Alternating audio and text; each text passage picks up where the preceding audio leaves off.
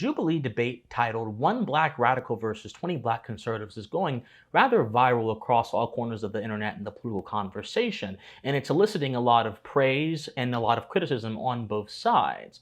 But as someone who cares about the future of America, and someone who describes himself as a civic conservative, wanting to conserve America's best parts and push it into the future on a solid and stable foundation, I find that this debate actually gives those of us who love America a lot of training, a lot of lessons to learn as we interact with those who are more critical or in some cases are wholly opposed to America, like Miss Amanda Seales, who is the black radical being debated. So in this video, my friends, I'm going to analyze this debate. I'm going to analyze it from the lens of two things. Number one, the lens of a first principles-based analysis, addressing the claims that Ms. Seales put forth and that was debated by the other black conservatives, and then also addressing it on the home front, where I analyze the quality of her opposition, the arguments they make, and I advise some arguments that we can all make that will better defend America and also better defeat ideas that may not be grounded in truth. But before we do that, my friends, hope all of you are doing well. I am Christian Watson. Thank you so much for being here. If you enjoy political and social commentary with a philosophical bent, that I must implore you to please like, share, comment, subscribe. Wherever you can, my friends, to ensure that our channel is successful. My friends, this is a civic conservative project. If you believe that the principles of the founding and the Enlightenment era values that brought life into America and breathed life into this rather unique project that is America are worth preserving, and you wish to push them into our current discourse in a manner that is timeless and that is adherent to the eternal and not necessarily focused on the temporal, then I would encourage you again to support this project. Your donations help me a lot. Your likes help me a lot. Your comments help me a lot. This is going to be a moment where we revitalize this country and bring forth a revolution of the mind, where our thinking improves, and by our thinking improves, our behavior improves, and by our behavior improving, our country improves. And the enemies of our country, leftward ones or other ones, will not be able to stop that. So my friends, I encourage you, like, share, comment, subscribe. Thank you guys so much for being here. Now please enjoy the video. So, before we begin this analysis, I want to offer a few words because this is going around the internet and a lot of people are using this as a moment to be tribal and as a moment to say that X person got destroyed or X person got ruined. There's a kind of spirit of antagonism that takes over the minds of the observers of modern-day political discourse that treats politics more as a gladiator's fight as opposed to a process of applying ethics and values according to the right principles to our society, which is exactly what politics was envisioned to be by the founders, and exactly what politics in principle is, and unfortunately has deviated through corruption and misuse over the years. This is not a video about personalities, nor is this a video that is meant to incite drama or attack particular individuals, or even be harsh on particular individuals as persons. Great minds talk about ideas, my friends. Small minds talk about people. If you focus your entire perspective on a person, I don't care if it's a person you like or one you dislike, you are not going to be able to outlast their time in the sun. When their time in the sun is over, the search for truth for you will not have been progressed at all because you spent the time focusing on the wrong things. This is not a video to debunk or to destroy Miss Amanda Seales, who, by the way, I entirely disagree with. I think she's entirely wrong. Her arguments made are, in so many cases, wrong and I think erroneous, and they presume things that are not so, and I'll explain that more as the video goes on. Nor is this an attempt to tear down my fellow friends on the black conservative side who were doing their best in their own capacities to argue against the nonsense Ms. Seales is putting out. This is an attempt to take first principles and philosophy and apply them to what is being argued in this video and decide what the truth is on that stable foundation and basis. So if you're looking for quick dunks, drama, the spectacle of personality, as I call it, I made a video about that. You should go watch it after you're done watching this, of course. Thank you so much. Then this is not the channel for you. This is not the video for you. But if you wish to think through with me some of the arguments made by Ms. Seales, and you wish to understand exactly why they are wrong and how we can make better arguments as conservatives and thinking people, this is the video for you. Thank you so much for being here. So, having said that, there are several claims made in this video that are actually guide the conversation. There are actually 4 cardinal claims put forth by Ms. Seales that the black conservatives in the video respond against. The first claim is that it is undeniable that reparations are just and necessary. Second claim is that black-on-black crime is a result of underinvestment and over-policing. Third claim is that systemic racism isn't a theory, it's a lived reality. Fourth claim is that black conservatism fails the needs of the working class. The only counterclaim put forth by the black conservative side was put forth by John Samuels, and that claim was, quote, "Black people as a community need to walk away from the Democratic Party." Now, my friends, I'm smiling because this is a line we oftentimes hear quite a bit. And by the way, I don't disagree with it. I think, unfortunately, progressivism has foisted a wide variety of unfortunate circumstances amongst the black people, whether it be the rise of welfarism, the deterioration of their internal social fabric, whether it be,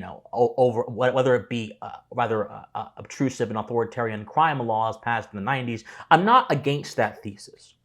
But what I think is that it is so often repeated, and it is so often used, and the focus of it is so narrow and linear, that when it is used against an opponent like Ms. Seales, who is admittedly not even a Democrat, not even a progressive, and later in the video we're going to go through the difference between a radical and a progressive in a second.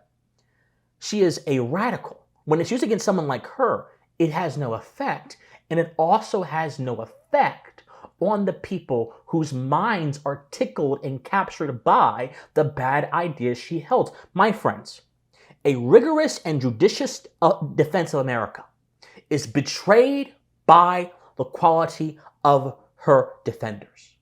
If the pro-American apologist that seeks to battle against ideas that unfairly cast her in a bad light and unfairly tear her down when it need not be torn down in that way, focuses entirely on applause lines and canned talking points that gets them approval in their own quarters, but makes it distasteful to those who are not yet convinced by their arguments, they do not demonstrate the truth in the way that it is best demonstrated. The pro-American apologist must keep his eye focused towards the errors of the ideas he's opposing, the presumptions they make, and then what his positive agenda is going to be, and why the presumptions he makes are actually true, right, and good. If we're focused entirely on appeasing the choir, preaching to the choir, rather than actually trying to evaluate the truth of a circumstance, we will never actually demonstrate truth the best way, and the kind of arguments that Ms. Seales makes will continue to gain cultural currency as they already have. In fact, this actually is my last sort of forerunner before I get into this video. The reason why someone like Amanda Seales has so much cultural currency is indeed because few people actually analyze the worldview as a system of thought and analyze its presumptions and ask themselves the question, do these presumptions cohere to reality? Do they cohere to sound reason? And instead, they focus entirely on superficial things that only rile up those that already agree with us.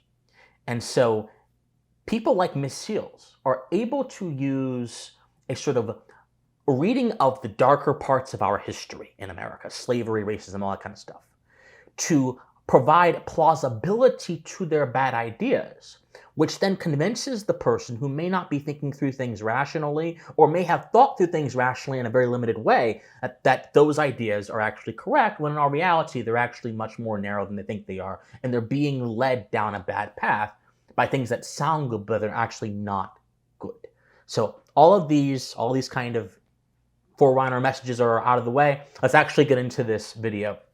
So the first thing I want to look at is the claim reparations, it's undeniable that reparations are just necessary. And by the way, I will not be going through every single claim made in the video. I will be touching on all of them briefly, but I'm going to focus mostly on the reparations are just necessary, the black conservatism one, and maybe a little bit the systemic racism one, because this is over a 1 hour long video. I'm not trying to keep you guys here for much longer than it needs to be. I'm simply here to provide the service that I think desperately needs to be provided in this discourse when it comes to matters like this. So here is Ms. Seales in dialogue with Anthony Bryan Logan about reparations. And here she invokes morality and values. Keep those two things in your mind. Morality and values as reasons as to why she believes reparations are necessary. So let's actually look at this. And how long are we gonna sit here focusing on trying to get reparations? It's been how many years since slavery? 150 years, 1865? Whenever there's a real thing that this country wants to do, they do it. Okay. Well, first I'll start with, it will help on even just a moral level. The reality is that the United States has become very comfortable with the fact that it does not consider black people equal, and it shows that. So here's what she says. The United States has become very comfortable with the fact. So she is now making an assertion and a truth claim with the fact that it does not consider black people equal. Now, this single sentence that unfortunately was not tackled in the way it should have been by Mr. Logan contains so much that the thinking person has to say, hold on, stop. What exactly are you saying? First of all, this single sentence presumes the United States is a singular entity. The United States has become very comfortable with the fact the United States is not a singular entity. It is a collection of over 320 plus million people that happen to coexist in the same geographic area, also mingling of demographics as well. So that's the first problem. If you presume the United States is a general entity, then you are collapsing it to one of the most patent absurdities that undermines the whole of your whole argument. If I was sitting next to her, across from her, I would have said, hey, Miss Seales, hold on. This presumption does not seem to cohere with what I understand to be true. It seems to be rather, even beyond generalization, it seems to be an abstraction. An abstraction is an idea that we have that exists in our imagination, that exists in our thinking. A generalization could be something that we see in the real world and we take it to mean things that go beyond what we see, right? Both have their problems, but an abstraction is more dangerous because you can make reality fit to an abstraction by making the abstraction sound plausible, as I mentioned a moment ago, to the listening ear. So that's the first problem. Second problem, even if we were to consider the United States as a singular entity, which I think is, again, a fool's errand and it shouldn't be done, it's ridiculous.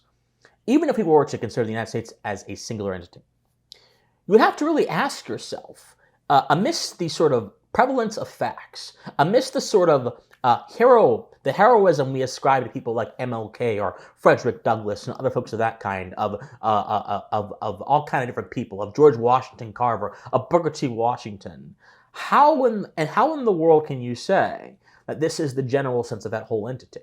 There must be some discordance within an entity. There must be some difference. Obviously, there must be something going on that is not quite fit her narrative. So even by her own logic, this makes no sense. This goes into the fact, and I'm going to continue to talk about this, that Ms. Seales has a speculative worldview. A speculative worldview that is decidedly abstract. A speculative worldview is a worldview that rests solely upon what we can muster up in our imagination, our suppositions, things that are plausible again, but are not actually grounded in anything concrete.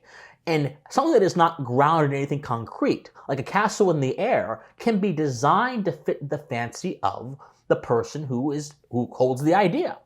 In other words, she can shape an entire system and use that system to direct the course of conversation and establish a matter of, in her view, truth without actually having to prove anything beyond it being plausible. It's called building castles in the air. It's a very old tactic. A lot of the thinkers of old actually, unfortunately, partook in this tactic, and that made their philosophical systems and their ideas suffer. Marx, who's someone Ms. Seales admires, partook in this tactic, right? He believed in this idea of dialectical materialism, where there's supposed to be these sort of laws governing how the proletariat, the working classes, will eventually overthrow the higher classes and usher in a kind of era, rule of the proletariat, where all inequality is abolished. Well, that's most certainly a speculative system, speculative idea that rests on many presumptions that are not so. So let's just keep that in mind. Let's keep going. And it shows that in many ways that I'm sure we will discuss over the course of today. But ultimately, there has not been a committed, concerted effort to shifting the mindset around the use of Black people as a labor force in this nation back when it was slavery, now in the use of slavery as slave labor in prisons. So on a basic cultural level, reparations are an act of repair.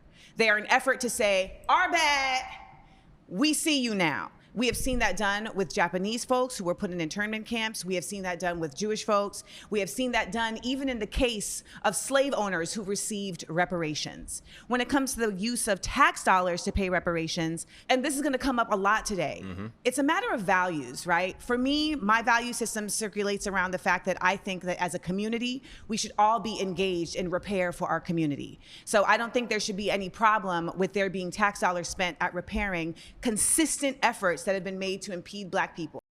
Okay, a few things here. I'll let her go for a little bit just so we can see the full breadth of her argument.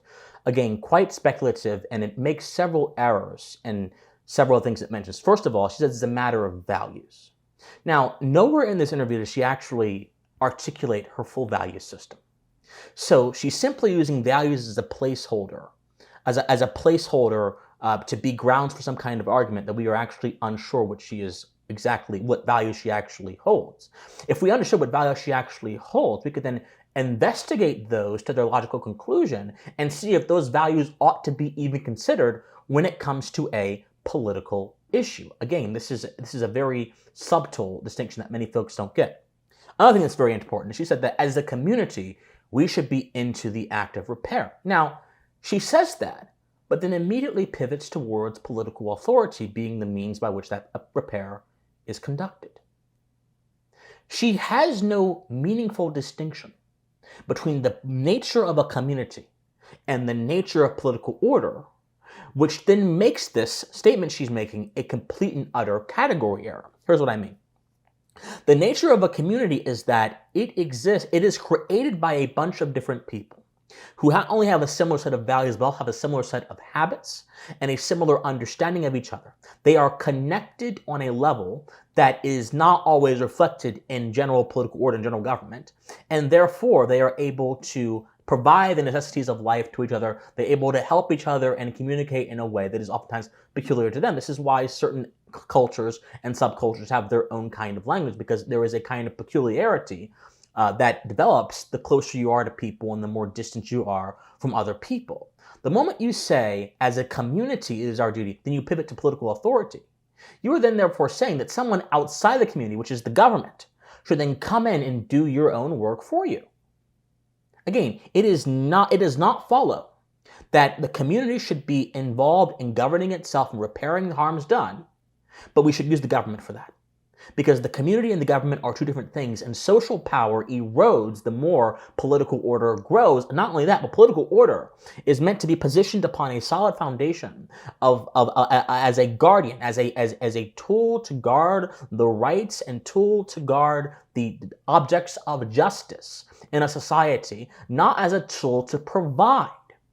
Ms. Seales here is operating under the idea implicitly of distributed justice, which says that justice is a matter of resource allocation rather than a natural principle that flows from our social nature as human beings, what justice actually is. Justice, properly understood, is a principle that both defends and it's also rather active as well. It defends the dignity, the property, and the persons of every single individual in society. And it provides a way for us to redress harms done to us by those that go against our dignity, our property, and our persons. That's number one. But number two, justice is also a principle that enforces the promises and covenants we make that are binding by law, that we enter into by law or in general. So not only does it defend, but it also enforces, and in that way, it's much more active. But also, the third element of justice is that it implies and suggests to thinking people that we have a certain kind of we have a certain level of habits, a certain kind of habit we have to persist in order to be moral people. So if I'm going to be just to somebody, I have to be willing not to be a thief. I have to be willing not to lie to them. I have to have some kind of fidelity or loyalty towards them. I have to have a basic respect for their persons. I have to also avoid several other behaviors that might go against those things I'm not supposed to do. So on and so forth. Justice is not merely defensive or even enforcing. Justice gives us a prescription for how we're supposed to act in our everyday lives. That has nothing to do, or very little to do, with government, and much more to do with how we act in society. But Miss Seales has no understanding or appreciation of this, and because of that, this leaves her entire argument based upon hollow presumptions. The community's work is not meant to be done by the government's work, because the government power inherently erodes the community, number one, and number two, displaces the community's emphasis on itself. So the whole thing is odd. But also, she mentions labor force, that there is somehow some kind of continuity between slavery and what happened in prisons, like chain gangs, which is rather odd, because slavery, as opposed to chain gangs, slavery was a sort of forcible, unwilling, sort of unjust capture of people for the uses and needs of other people, whereas chain gangs oftentimes are at the end of someone making a series of choices that puts them in a prison or puts them in a jail, unless, of course, they were convicted unjustly, which is a different story for a different day, and then requires them to do certain things while they are in that particular area. In Miss Seales' worldview, personal responsibility doesn't exist independent of systems, as we're going to see here in a moment. And that, my friends, is a concerning prospect for anyone that wishes to have any control over their relationship to other people, most importantly, and any control over their own moral universe. She can't say this is a moral thing for her and then reject the foundations that morality that I mentioned are built upon, which is our social nature as human beings and the principles we have to observe in order to ensure that that social nature is not injured unduly. So there is another part of this interview that I actually think is quite interesting. She talks about, there is this guy that goes against her demand for reparations by saying, most importantly, that our ancestors weren't asking for handouts. Now, I want to play this, and I think it's going to go to my point that I mentioned earlier, that again, a pro-American defense is betrayed by the quality of its defenders. I don't disagree with what the gentleman is saying. I just think this is not the right argument to be making right now. Watch. Our ancestors wasn't asking for handouts. They were asking for equal opportunity. And we have equal opportunity in this country. We had a black president, just in case you didn't know. We had a black president and we had a black vice president. I mean, I think she was black. They said she was black. I don't know. So we had a black president, and you know who voted for that black man? White people, because you can't win a popular election in this country without white people. So Barack Obama is the product of white people. So let's get off this thing where, oh, America is so racist. What's making America so racist is people that continue to talk about racism and continue to focus on racism instead of focusing on unity and bringing our country forward. People that have these liberal mindset are infecting our communities, black people, and making us victims and not victors. I refuse to embrace a victim mentality, because that's not what our grandparents and Harriet Tubman and those people fought for. They fought for equal opportunity. Do not bring up Harriet Tubman's name in vain, baby, please. They said the Lord's name in vain. The Lord's name. Harriet Tubman was literally saving her family and others from slavery. Yeah. You know who helped her? White people. You know who helped her? They were on the Underground Railroad. Come on in. No, you know who helped her? Come on in. No, you know who helped her? God and people who benefit from white supremacy. One of the things it's a lie. White supremacy is a lie. No, sir, that's simply not true. There's no such. I mean, if that were not the case, then we wouldn't see the continued effort of colonialism and white people placing themselves in positions of power when they do not have the power. Because their culture. Black culture is toxic. The black culture is toxic. We have produced... Okay, so we see there's a lot of things going on here. The gentleman is talking about black culture, talking about fathers, talking about Harriet Tubman, making these historical allegories, and Miss Seales is simply saying, no, that doesn't all matter because my system says X, Y, and Z. Now, obviously, she is incorrect. Obviously, Harriet Tubman was not helped by those who sought to maintain white supremacy. It's actually a rather facile argument. Harriet Tubman was helped by good men of conscience who actually reflected the American spirit in a way that many people in that time did not, through their sort of bigoted beliefs. But what's more important here is that Miss Seales is able to dismiss any single analogy or example this black conservative brings up by simply appealing again to the system of white supremacy or appealing again to colonialism or exploitation or her, again, speculative worldview. And this gentleman doesn't actually analyze the presumption of the argument she's making. He keeps throwing arguments at her. And this is the problem, my friends. Amanda Seales, as evidenced by this interaction, she even said that she's not a liberal, she's a radical. But when you don't understand your opposition, you're always going to argue past your opposition, and you're not going to be able to reach those who your opposition actually captures. And this has been the problem with so many arguments made by black conservatives for such a long time. And by the way, I'm guilty of this. Go back and look at my past videos, like years ago.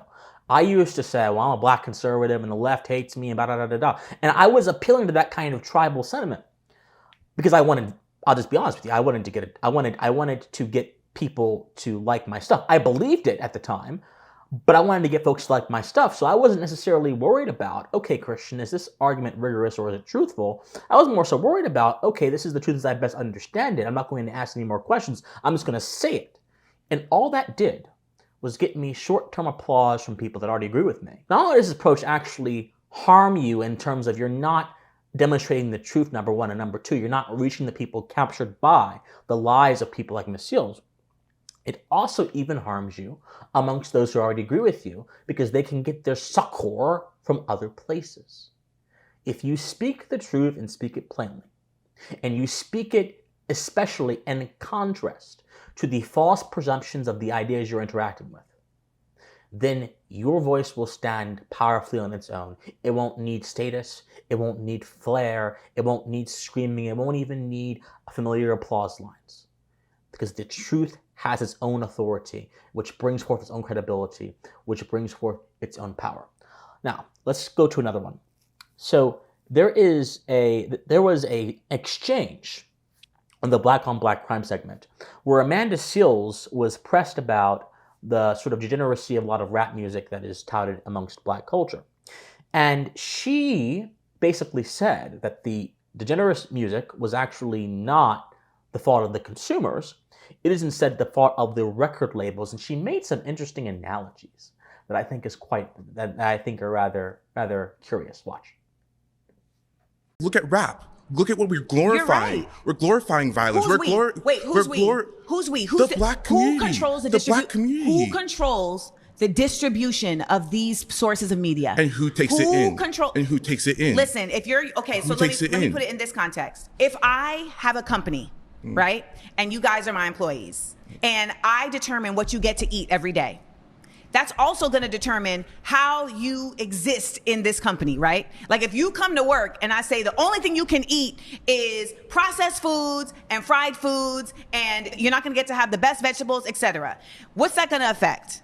Your health, that's going to affect your ability to operate, etc. This is how the United States operates. There's a lot of us that don't want to admit that as much as accountable as we want to be, all of our brains also don't operate the same way. Some of us are much more apt to be indoctrinated than others. That's a fact. There is a 1% of people that knows this. There's a whole show called Mad Men that's about advertising, etc. And if we don't acknowledge multiple things at the same time, then we simply cannot stop it. We can be as accountable as we want to be. And I hope that if you're right, because I hope you're right, I wish that it was a situation where if black people could just be accountable, then nothing else would matter. But unfortunately, that hasn't been the case because we have seen when we have Black Wall Street in Tulsa and we have Black Wall Street in Durham, that when we actually do hold our own and build our own communities, they will still come and run it down. Okay, a few things here. Now, if you were to simply use the reliable method of induction, which looks at the world and then tries to draw some observations of what we see around the world, rather than Ms. Seales' speculative and detached and, I think, rather nihilistic and misanthropic assessment of the situation. I say it's misanthropic because to assert that in a country like America in the 21st century, that moral responsibility is impossible, because we are surrounded by systems that seek to direct our will towards different places, is to assert a kind of pessimism about the strength of the human spirit. It's to assert that human beings are nothing more than clay puddles waiting to get molded by the hands of whoever have resources and power, rather than beings that have internal principles that govern how they feel, how they think, how they act. And these principles throughout history have shown, when they're applied to a sort of creative faculty, to produce great things and to produce favorable situations for the growth and flourishing of man. When you ignore all of that and you simply say that black folks are merely putty in the hands of those that have resources, you're embracing a kind of hatred of human potential, a rejection of it, and in other words, a kind of pessimism. I think it's rather tragic, and it's rather erroneous, and it's also, I think, rather telling of the premise that Miss Seales proceeds from. But that's besides the point. What she's saying is that she gave the example, the analogy, that if you're in someone's town, you're eating their food, you're not going to be able to break free of their hold. It's going to have this dominating effect on you. And yet, if we use induction, we've actually seen this kind of thing happen in American history, and what Miss Seales says is going to happen didn't happen. In 1894, there was what is called the Pullman strikes, which were when a bunch of miners in Chicago who lived in a company town, a town literally run by the company, the Pullman Company, which is a railroad company. They lived in the town, they rent from there, they went shopping there, like their entire lives were involved around their work. The company that hired them quite literally ran the environment they live in. They were dissatisfied with the rents, they were dissatisfied with the wages, and a man called Eugene V. Debs, who many of you are probably familiar with from history class, who was a socialist organizer, came along and helped rile up these workers who were already angry about the situation and caused the Pullman strike, which led to many people dying, martial law being declared in Chicago by Grover Cleveland, a bunch of things happening, right? That obviously we look back on and we make me grimace at.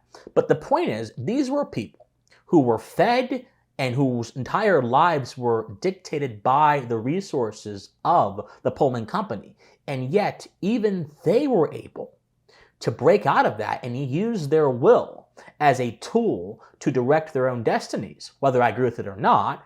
And that resulted in the company itself going down to the wayside. The point is this, my friends. Miss Seales' contention here reflects what I call the power worldview. The power worldview is actually shared on both the left and the right, and it's concerning.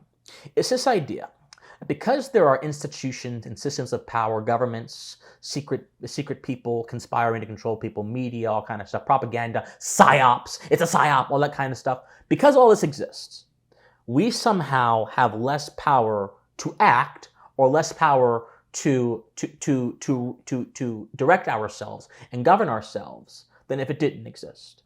And to that I say that influences, no matter if they are artificial, which the institutions of power are, or they are natural, whether it be the natural world, whether it be our own physical limitations in our body, whether it be our own cognitive capacities, whether it be our ability to apprehend certain things, whether it be the time we have in a day, influences that direct and kind of influence what we do exist all around us. Right now, the influence that is controlling and influencing how I can speak to you is the memory capacity in my camera, for goodness sakes.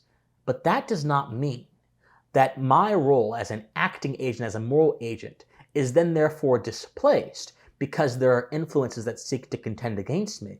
All that means is that I have a duty to filter out those influences both through my reason and through my own prudential understanding of what they do to me, and to continue to act in the best way I know how, despite their existence. Man's life has never been that of comfort. It's never been that of having a completely ideal circumstance. No, man's life has always been that of having to push against his environment, having to bend nature, having to bend the natural world to his creative will to produce something that is moral, good, and just, like civilization. So Seales, again, has this misanthropic view of humanity. It behooves the thinking person to really ask yourself, how can someone with this impoverished of a view walk around with as much status and money as she has? Because, unfortunately, ideas are also currency. And we are not our ideas. We are not what we think. And sometimes our behavior can go against our ideas in a way that's not even hypocritical. It's just natural. So I find that very interesting. So the truth is, there are consumers. The consumers are choosing this, and there is no matter how many influences you have, your will is still free for you to act in a way that abides your conscience. If what Ms. Seales is saying is true, then conscience does not exist, because conscience has no role at all in dictating how we act. It's all purely external influences. It's true, propaganda can change how we use our will, but propaganda cannot direct our will. You direct your will. Let's move on. So there's two last clips I want to actually go into. One is where she actually argues why she believes reparations are just necessary. She actually gives a reason as to why she believes reparations are just necessary. And I think this is actually the only part where she actually gives a tangible reason.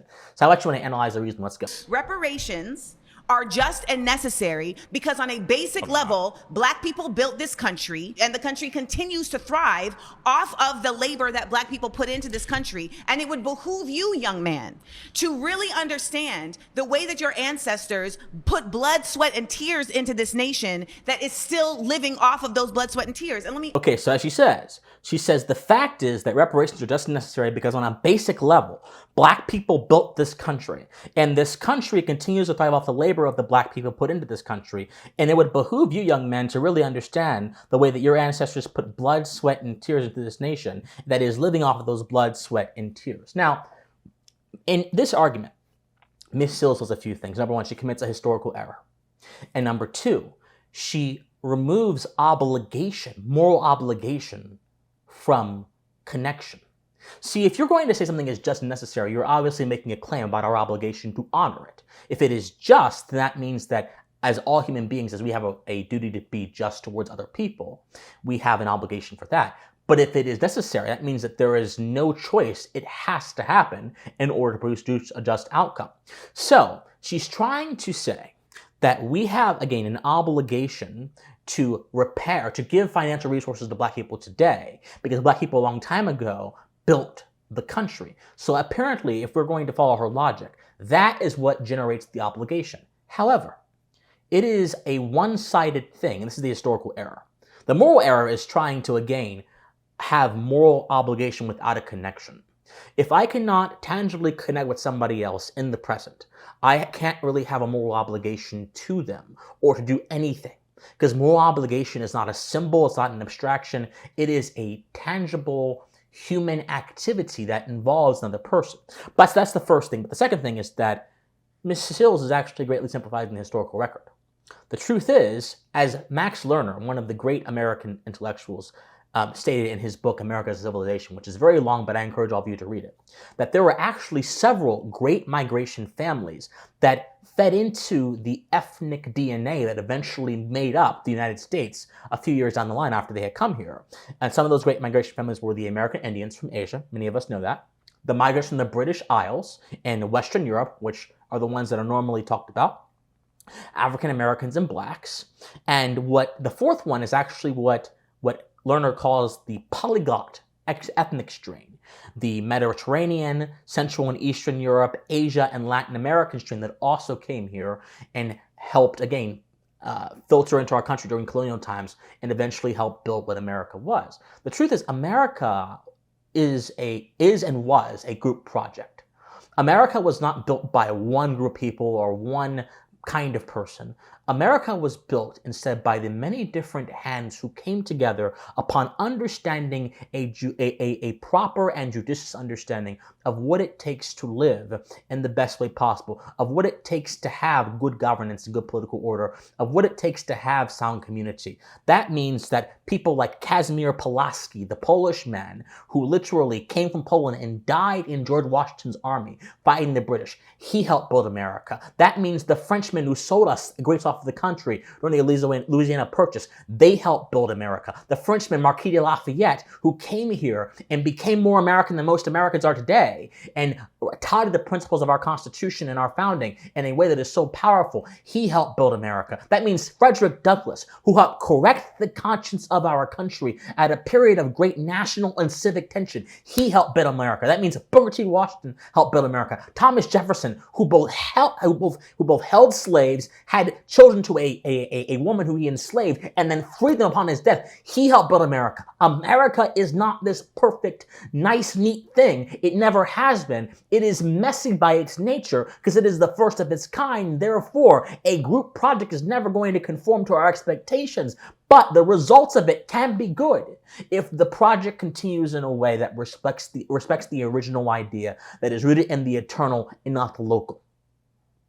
So in all truth, if Miss Seales' logic is to be believed, we have an obligation to honor all of those people I just mentioned because they helped build America.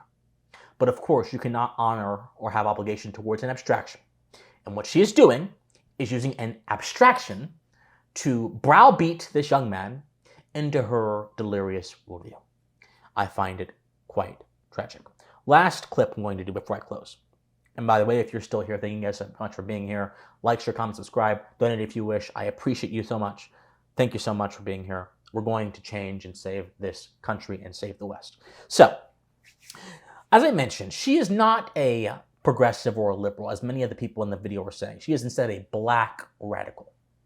A black radical. So a black radical is simply, in her own words, someone that believes the current system is bad and everything that comes within that system is exploitative and bad. Now, a black radical, if we're going to be truly honest, is a race Marxist. It is in her words at least, it is someone that is inherently against capitalism, who believes it's exploitative and believes that an entirely different system has to be put in place in order to ensure justice for her particular cause, in this case, black people. Now, here's a very interesting thing that I think is actually quite interesting.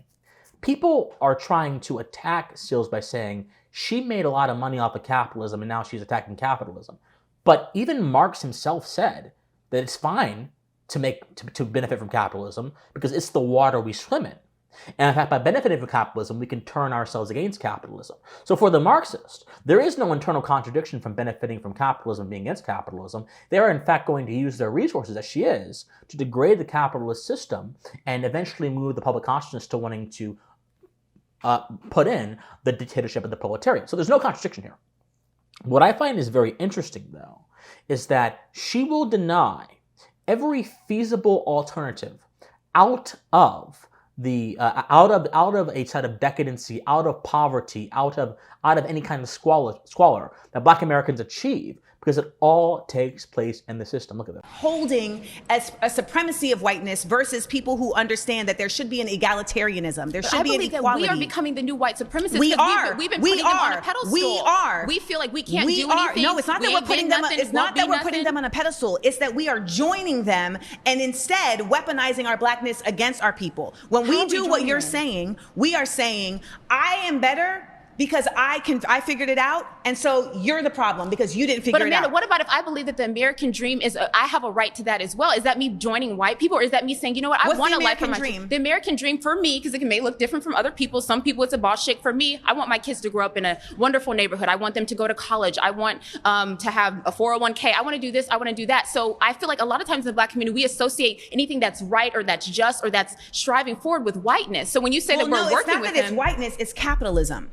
And I think that's what we have to understand the difference of. The concept of capitalism always is grounded in exploitation. But Amanda, we're sitting here benefiting from capitalism, and you know that because you would want to move to a that we are benefiting. I understand that we are benefiting from capitalism, but I also understand that we would have other people and a majority of people benefit if we were not solely capitalist. That is what it means to be a Black radical. It's to understand that I can benefit as well as others. Okay.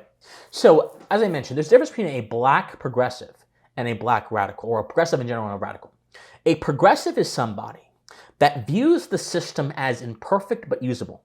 Woodrow Wilson said in one of his essays that the reason why there was so much unrepresentative government in his day, in his view, that was not addressing the social issues of the day, was because the Constitution bound politics by the Newtonian laws, the kind of general principles that have no relationship to reality, in his words.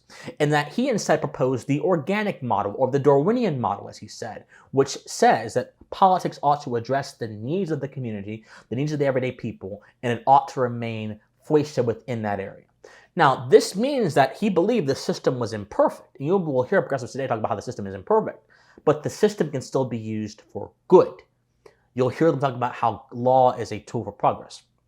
The black radical says the system is bad no matter which way you split it. Even if you're using it towards progressive or socialistic ends, the system is still bad because the system is founded upon something that is inherently corrupt. And therefore, in order to actually achieve the goal we want, we have to get rid of the system. So in this way, Ms. Seales has finally put the final nail in the coffin as to why her worldview is just terrible. Because she has essentially surrendered herself over to a totalizing worldview that will not permit her to rationally and objectively assess any feat of human achievement that emerges from anybody, black, white, or anyone, that would then give credence to an idea and an ethic that is opposed to hers. She has boxed herself into a hermetically sealed circle that admits of nothing except that which comes from her narrow worldview, and by doing that, renders herself to a limited stream of knowledge that does not do anything in terms of informing her of what the truth is or correcting her own errors. She has essentially resigned herself to error in favor of her own sensibilities. And again, this is what should have been called out during this debate, my friends. This is exactly what should have been called out. To then, after all of this, say that blacks must lead the Democratic Party is to completely miss the point of who you're debating. You're debating somebody who has an idea in their head that they will not relent against no matter what. And the goal is not to convince her.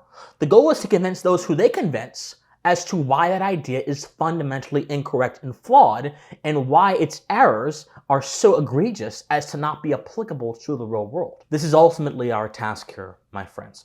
So as I close this video, I ask a few things. Whenever you are debating anybody, I don't care if it's someone you agree with or disagree with, please be sure to put yourself in a posture where you're able to fully engage with the scope of their worldview, rather than simply talking at their worldview.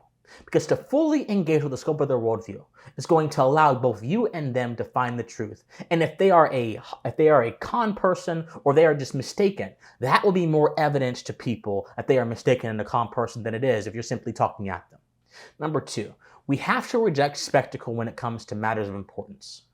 I understand that it is very, especially in social media age, very accepted and very much coveted to identify yourself with a tribe and say, I'm this person, I'm going to get the most amount of followers. But what we trade by getting followers, we lose in the pursuit of truth, and we lose in the pursuit of character formation. Because character formation is actually what paves the road for a better kind of political order, for a better kind of society, to a society where actual conservatism is going to be possible. And finally, my friends, we must also understand this. There is no way to actually get rid of the grievance industry in this country. There is no way except by going against resentment and going against bitterness and the ideas that produce it, and trying to foster beneficence and goodwill by educating others on what it actually means to be fully human, what it actually means to be a social animal, and what it actually means to be a just person. These are all things that could have happened during this debate, but they didn't. Because I suspect the debaters were not interested in that more longer conversation because it's not as sexy for the algorithm. But this is what actually makes a culture that Ms. Seales is able to rise up in impossible. Because understand this, that you cannot detach her from the culture we live in. You can't detach anything from the culture we live in. You must acknowledge the social context of any idea that arises. And you must ask yourself the question, what actually brings this idea up in the first place? So my friends, if you wish to join me in my goal to push forth a smarter kind of conservatism in the public discourse, to defend the Enlightenment against its many enemies, to educate on the moral and cultural formation of us as Americans, especially if you are younger, I would encourage you to join the Pensive cohort. You can join the Discord in the comment section down below. That information will be down there. Again, like, share, comment, subscribe. You can donate to me as well. So many options. My friends, study history, study philosophy. Remember, more convicted. No, please stay pensive. Bye, guys.